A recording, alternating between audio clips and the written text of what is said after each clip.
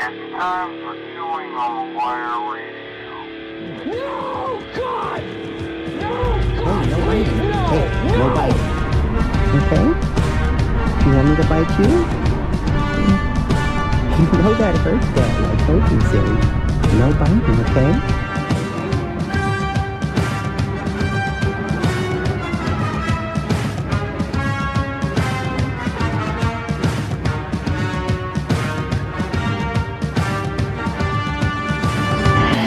Power plays and breakaways. There is choice for 30 days. Stick 'em up with power plays. Ain't no messing in our way. We're not here with the day. Masasaki on the way. And welcome back to another bonus episode of Chewing on the Wire. And today is actually a very special episode because we are officially trying to launch, and I say trying to launch because it depends if it works or not, trying to launch our YouTube Live campaign. And so if you are watching us right now on YouTube Live, first off, apologies because I do not have a microphone hooked up directly to YouTube Live over there, so you are just hearing as I speak. The microphone's going to what's recording our podcast that will also be posted immediately after we're done talking, we're done recording here. So I'm going to try to speak loud so everyone in YouTube land can hear us. The reason we're trying to do this is because with our distributor for our podcast and the live radio things that we've done, they will automatically post the audio bit to YouTube on our Chewing on the Wire YouTube channel as it would, but it obviously doesn't put a video with that. It just puts the audio over like the album cover with like sound waves. And we kind of figured, well, we want to keep it, audio because I feel like people have an easier time listening to podcasts and listening to the radio for the few times we are in your car stereo and stuff like that. So we don't want to switch straight over to video because we don't really do anything, even when we're on the road and we're not in our normal studio. We don't really do anything you need to watch. It's very few and far in between. So we're like, why don't we just YouTube Live ourselves, in our studio or wherever we may be recording the podcast or live on air, etc., etc. So we're going to try that. But like I said, there are a couple differences. The way the microphones we already have set up and have perfectly positioned, etc., etc., are already connected into a giant soundboard, into an iPad, into this area right here recording our podcast. So we don't really have a way of putting it like connecting the microphone directly into YouTube so you can hear us loud and clear over there. But we'll see what it sounds like. We'll see what we do. Everyone on YouTube also got a little snippet of our intro we kind of remade for the YouTube Live platform as well there, if you were watching from the beginning. And what that is a mix of the old 21 Pilots intro before their Bandito tour, or before their shows on their Bandito tour started. We took a little snippet of that, mixed it over some Last Alive music, put in a little snippet of that kind of Imperial March that Green Day uses when they do their pre-concert intro, just because music-wise, what we cover on here is largely Green Day and 21 Pilots, because that's one of Scott's favorites, one of my favorites, so we kind of mixed and matched some of the oddities that they use while they were doing their live shows. So now that we're done with our formalities, done with our intros here, let's get into the actual show. This is a bonus episode for everyone listening or watching. So basically that means it's not part of the book tour series right now. And if you didn't know, we are on a book tour. We recently released a memoir I wrote all about my 10 years in the music, amusement park, and sports industries. I've worked in front offices for minor league and major league baseball teams, Cedar Point as a haunt scare actor, the whole 9 yards. I've had my own band. I've been in 21 Pilots music videos, the whole 9 yards.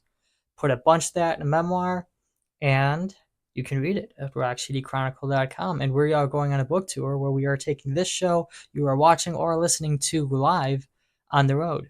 And we're doing it on location in select cities. And you can see that schedule too as to where we're going on rockcitychronicle.com. Now, to get right into this bonus episode, today we're talking about a little bit of a sensitive subject here. We're talking about the Oakland A's. And specifically with the Oakland A's, I saw a post just a couple hours ago, just a couple of hours before I decided, you know what, it's time to test this YouTube Live, etc., etc. And it was something about how the Dayton Dragons, a high A minor league baseball team, are outdrawing the Oakland A's. And a couple of comments wanted to correct that statement in saying, well, they're two vastly different things. Not just because it's a minor league baseball and a major league baseball team, but because, well, for one thing, as the comment said, the A's fans are boycotting the season.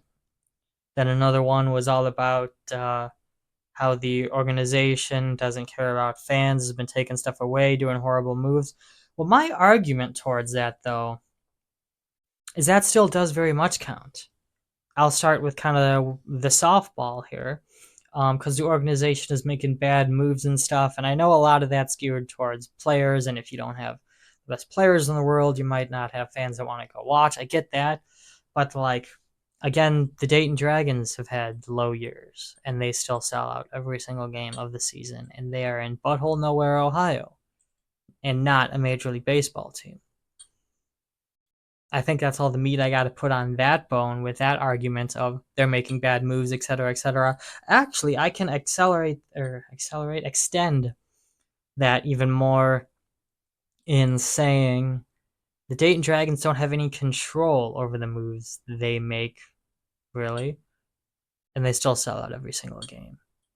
And that could count as cutting players like Joey Votto, etc., etc. I came up with the basis of my argument. I didn't do research on names of, oh, let me give you 7 players they cut, or, but just examples. They don't have control of who gets cut, is what I'm saying, and they still sell out every game. But then you want to do the one I have a big argument for, that I really want to put some meat on this bone. The A's fans are boycotting this season, so obviously they're not going to show up to games, is what one was saying. All right, so I understand the protest, because obviously this is a owner who's about to take your Major League Baseball team away from you. Obviously, I understand that protest and can't imagine how that feels. But this is the last time you may ever be able to see the Oakland A's. They might have a few years from what I hear in Sacramento, but then they're gone. Moving 4+ hours away to Las Vegas. If that's even their final stop, who knows? Rumors galore. And so you are taking that season, the last time you are ever going to have a baseball team, ever going to be able to see a Major League Baseball team in your city. And you're saying, I care about this team so much, and I'm showing, I'm standing up for the fact that this isn't right, and I don't want them to leave by not going to games. Let me break that down even more. So this is the last time you're ever going to see a Major League Baseball team play in your city. The last season, the last 62-something games, and you are not going to go to one of them to show the owner what's up. You're going to miss the whole season, your last chance at seeing Major League Baseball, so we can show the owner what's up. If this makes sense to you, you can text our studio number at 216-489-2294. Again, that is 216 489-2294 and tell me why. Explain it to me. Explain it to me like I'm a small toddler. Explain it to me like I'm a 3-year-old. Because I don't get it. Like I said, I get the protest. I get,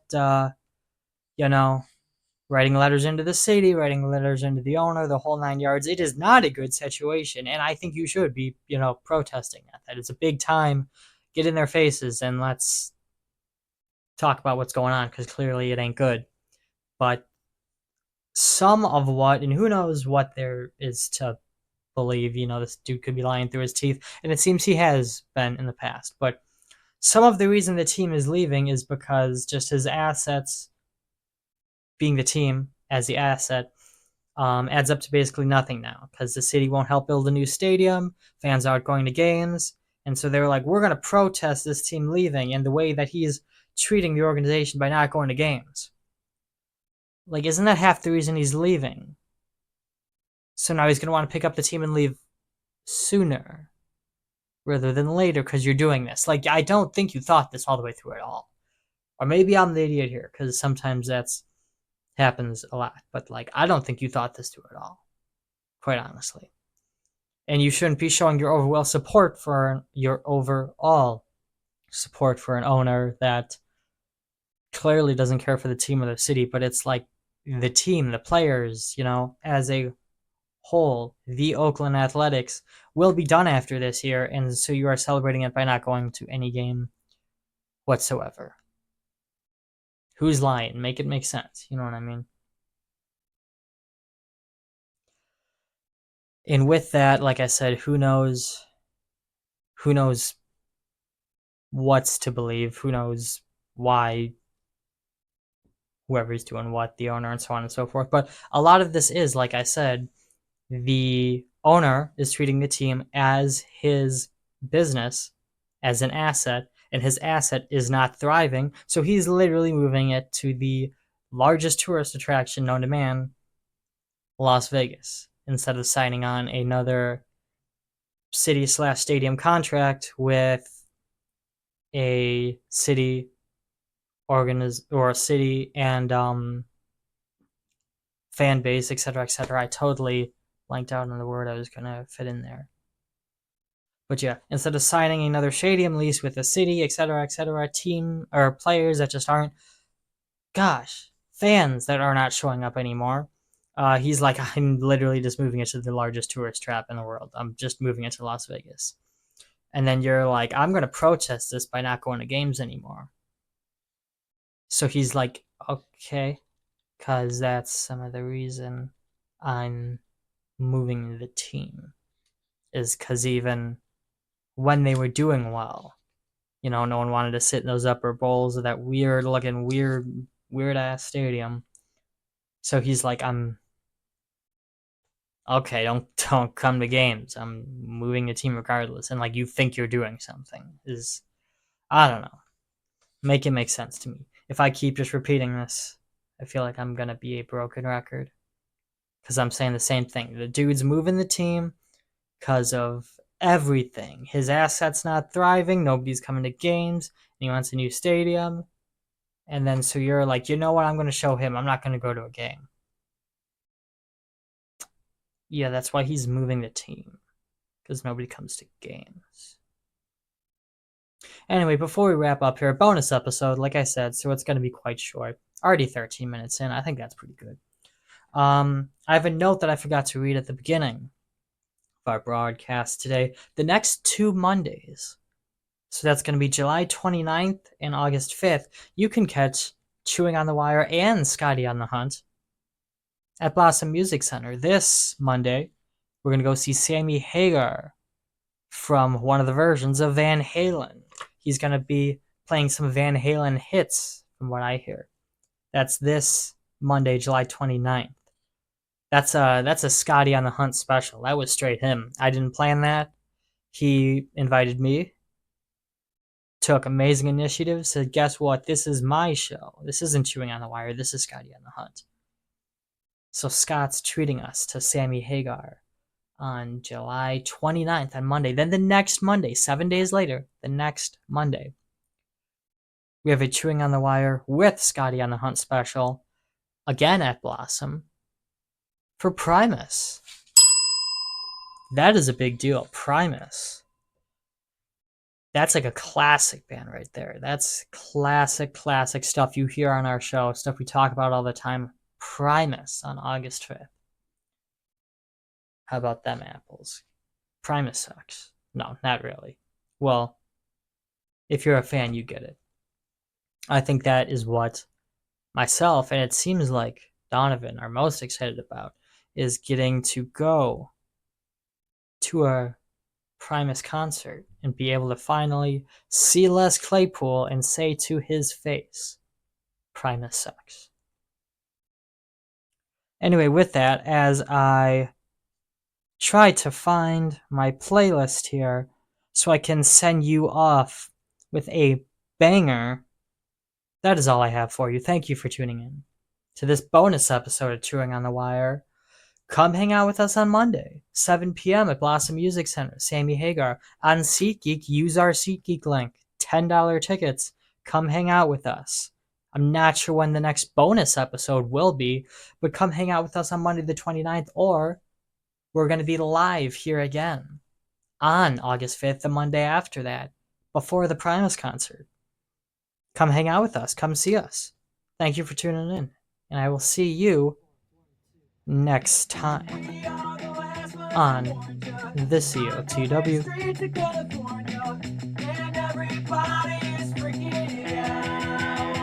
Cause we're the last alive.